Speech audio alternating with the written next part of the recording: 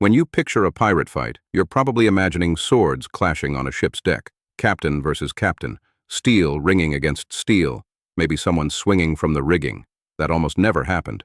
In fact, of the roughly 2,400 ships captured during the Golden Age of Piracy, the overwhelming majority surrendered without a single shot being fired.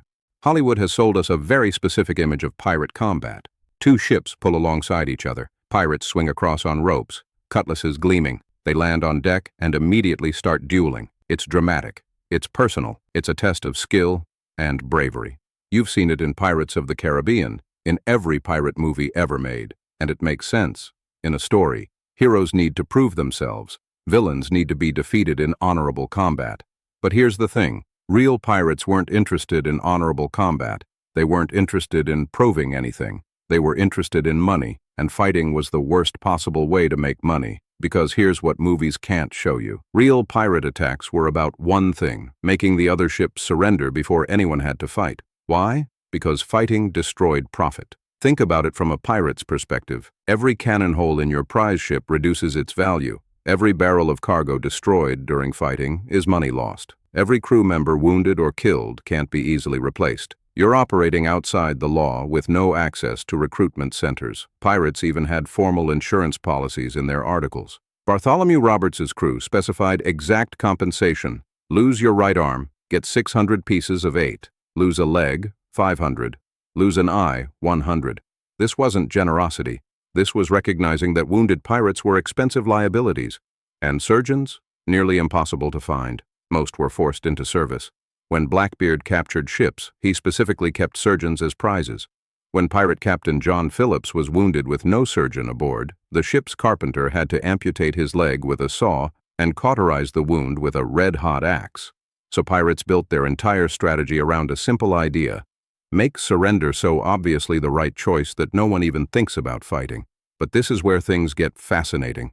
Let me walk you through what actually happened when pirates spotted a target. Phase 1. The approach. Pirates would fly false colors, legitimate flags from friendly nations. If you were an English merchant ship, they might fly a Dutch flag, just another vessel passing by. They'd position themselves to control the wind, what sailors called the weather gauge. This gave them the ability to dictate the engagement. Your heavy merchant vessel, loaded with cargo, couldn't outrun them. Pirate ships were deliberately light and fast. Phase 2. The reveal. Once escape was impossible, they'd raise their true flag. Not the skull and crossbones you're thinking of.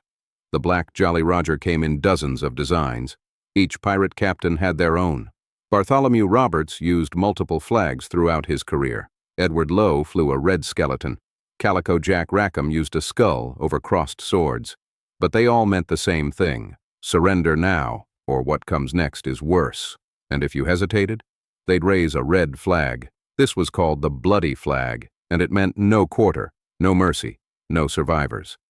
Captain Snellgrave, captured in 1719, recorded that the Jolly Roger was intended to frighten honest merchantmen into surrender on penalty of being murdered if they do not. Phase 3. The calculation. Here's where the math became obvious to everyone. A typical merchant ship carried 8 to 12 sailors. Pirates deliberately overmanned their vessels, sometimes with over 100 armed men. Many were former naval sailors or privateers, professional fighters. The choice was stark. Surrender and probably live, or fight and definitely die. And this is the part that's almost never shown. In June 1720, Bartholomew Roberts sailed into Trepassey Harbor, Newfoundland. Drums beating, trumpets blaring, black flags flying from every mast. There were 22 ships in that harbor. Every single one was abandoned without a shot fired. At Whydah Harbor in 1722, Roberts appeared with his fleet. 11 ships struck their colors immediately at St. Kitts. His drummers and trumpeters caused instant surrender of every vessel in the road. The most successful pirate in history won through theater, not violence. And then there's Blackbeard. Edward Teach understood that terror was more valuable than actual fighting. He'd tie hemp fuses, slow matches used for lighting cannon, into his massive black beard and light them during approaches. The smoke created a demonic halo around his face. Captain Charles Johnson wrote in 1724 that victims thought he looked like the devil with a fearsome face and the smoke cloud around his head. Here's the remarkable thing. There are no verified accounts of Blackbeard killing anyone before his final battle. His reputation alone was sufficient. The image did all the work. This was the ideal pirate attack. No damage to the prize, no casualties, no wasted ammunition, just pure profit. But when intimidation failed, on rare occasions someone resisted, and when that happened, it looked nothing like the movies. First, the noise, dozens of men screaming, guns firing. Flintlock pistols only worked at about 10 yards, so they were fired almost point blank. Grenades exploding, wood splintering. You couldn't hear orders. You couldn't think clearly. Second, the weapons. Cutlasses weren't elegant fencing swords. They were short, heavy chopping blades with 24-inch blades. You didn't duel with them. You hacked at whatever you could reach, usually arms and hands, because that's what people used to defend themselves. We know exactly what pirates carried because we've found their shipwrecks. The Whydah, Sam Bellamy's ship that went down in 1717, contained actual pirate grenades, 15 of them, iron and ceramic spheres filled with gunpowder and metal fragments. Blackbeard reportedly carried 6 pistols in holsters like bandoliers. You'd fire them all in rapid succession, then use them as clubs when they were empty, and the fighting itself? It lasted seconds, not minutes. Pirates would swarm the deck in coordinated waves after their sharpshooters picked off officers. The goal was overwhelming force, end it before the other side could organize. There were no elaborate parries and thrusts. Real sword fighting on a wet pitching deck crowded with obstacles was about ending the encounter as fast as possible, ideally in 2 moves. This part is almost never shown. What happened if you forced them to fight? Pirates operated on a 2-track system, and it was ruthlessly consistent. Track 1, surrender peacefully. If you gave up immediately, you'd probably be fine. Pirates would take your cargo, maybe recruit some of your crew if they volunteered, and let you go with enough provisions to reach port. Why? Because if pirates became known for killing everyone regardless, future victims would fight to the death. Better to build a reputation for keeping your word. Captain Snellgrave was beaten initially for resisting, but when his crew testified he'd been a fair captain, the pirates treated him relatively well. They even asked captured crews whether their captains had been cruel. If so, those captains faced punishment. Track 2. Resist and become an example. When a Portuguese captain dropped his treasure overboard to deny it to Edward Lowe, Lowe slashed off the captain's lips with a cutlass, broiled them, and forced the victim to eat them while still hot. Then he murdered the remaining crew. The story spread. Future captains didn't drop treasure overboard. This wasn't sadism for its own sake, though pirates like Lowe were genuinely psychotic. It was strategic. One brutal example prevented 10 future fights. And this brings us to the most famous pirate battle in history. November 22nd, 1718. Ocracoke Inlet, North Carolina.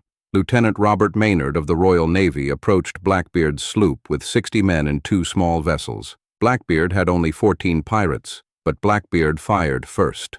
His broadside devastated Maynard's force, nearly disabling 1 ship entirely. Then Maynard did something clever. He ordered his surviving men below deck. His ship looked defeated, drifting and helpless. Blackbeard's crew boarded, and Maynard's men surged up from below in ambush. What followed was one of the few documented hand-to-hand pirate battles. Blackbeard personally dueled Maynard. Both fired pistols. Blackbeard was hit but kept fighting. He disarmed Maynard with his cutlass. A Scottish Highlander in Maynard's crew delivered the killing blow to Blackbeard's neck. When they examined the body, Blackbeard had been shot 5 times and slashed over 20 times before dying. His head was hung from Maynard's ship's bowsprit as proof. This is what actual pirate combat looked like when it happened. Brief, chaotic, and incredibly violent. Not a duel, a brawl. But here's what's most important to understand. Bartholomew Roberts captured over 400 ships in his 3-year career. He's the most successful pirate in recorded history, and most of his captures were bloodless. He understood something crucial. The Jolly Roger was the weapon. The cutlasses, the pistols, the cannons, they existed to make the flag credible, to prove that resistance would be met with overwhelming force. But the goal was never to use that force. The goal was to make surrender so obviously rational that crews chose it immediately. This is why Roberts dressed magnificently for every approach. Crimson damask waistcoat, red feather in his hat, gold chain with a diamond cross. He wanted to be seen, to be remembered, to be feared. When he died in 1722, killed instantly by grapeshot during the Battle of Cape Lopez, 52 of his crew were hanged in the largest pirate trial in history. The Golden Age of Piracy effectively ended with him, because Roberts understood what Hollywood never shows. The best pirates were the ones who never had to fight. So why do movies show elaborate sword fights? Because a 5-second encounter where everyone immediately surrenders isn't a story. There's no drama, no hero, no villain defeated through skill and bravery. Movies need to be entertaining. Reality was often boring from a cinematic perspective. The Royal Museum's Greenwich, one of the world's leading authorities on maritime history, states bluntly, "Pirates never made their victims walk the plank." There are no documented cases from the Golden Age. That came from Victorian fiction. Extended sword duels? Fiction. Pirates would have had neither the time nor the money for private lessons from a swordmaster. The R accent? Invented by actor Robert Newton in Disney's 1950 Treasure Island. Even buried treasure maps. There's only one documented case of a pirate burying treasure, and it was immediately recovered for Captain Kidd's trial. So the next time you watch a pirate movie and see a dramatic sword fight on the deck of a ship, remember this. Real pirate combat was won before it began.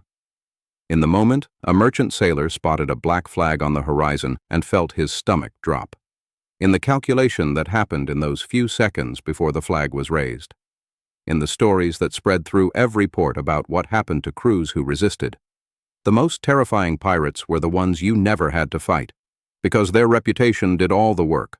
That's what a pirate fight really looked like, a black flag, a moment of decision, and smart people choosing to live. And honestly, that calculated ruthless efficiency is far more frightening than any Hollywood sword fight could ever be.